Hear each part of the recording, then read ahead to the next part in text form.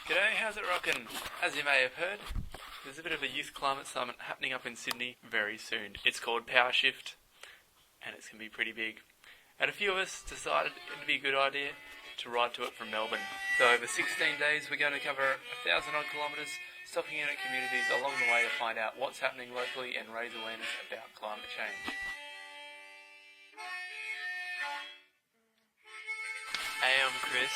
I'm from Sydney and I've never seen this country, so I really wanted to see it and kind of felt together it was a bit of fate. I just started riding bikes a couple months ago and then thought this is a great way to ride a bike from Melbourne to Sydney. Hi, how you going? I'm Michael Francis Patrick Crow. I'm from Warrnambool and studying international relations up at La Trobe. Why am I riding the Power? It's a really good adventure, test ourselves out a bit, and also to raise awareness to prove that we're serious about confronting issues on climate change. Yeah, and willing to put sort of our bodies and minds on the line. G'day, my name's Tim. I'm from Albury and I'm doing industrial design down at RMIT at the moment. And when I heard about Power Shift, it sounded like a great opportunity to meet people from all over Australia who are keen to get in there and make some change, because I think we've got a really good opportunity to reshape how we live. And then riding to Sydney, it just sounded like a fun idea, so that's how I ended up here. As Forward Planning is our middle name, we began training as we rode out of Docklands and made our way out of the city, making a quick stop at the home of Blue Tack for a photo. Pretty exciting times. Then we hit the hills.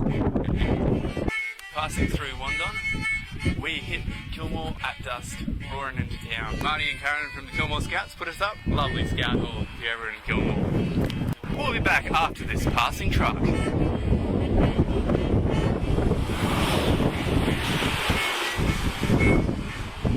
Well, it was actually two trucks. Day two, we headed off from Kilmore through the fog down into Broadford and on our way to near Mangalore to Pete and Tony's, Mike's uncle and aunt, where we stabled the bikes for the night and Tony cooked us up at feast. Then the next day we headed out towards Euroa. But outside of Euroa we had our first bit of drama. We got a flat, but that one flat was to become one of many further down the track.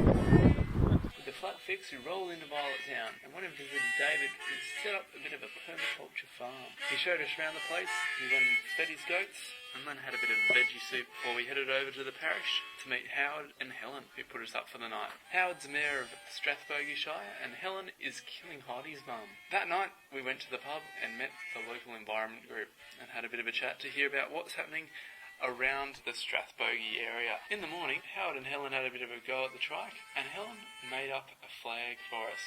So we now have a Power Shift flag made by Killing Heidi's mum. But we had to keep on rolling. On to Wangaratta we rolled. Through the wind and the rain, we battled our way into Wangaratta and hit up the Scout Hall, where we camped down for the night with some placklets and a bit of pilfered fruit salad. Which came back to haunt us. It did haunt us.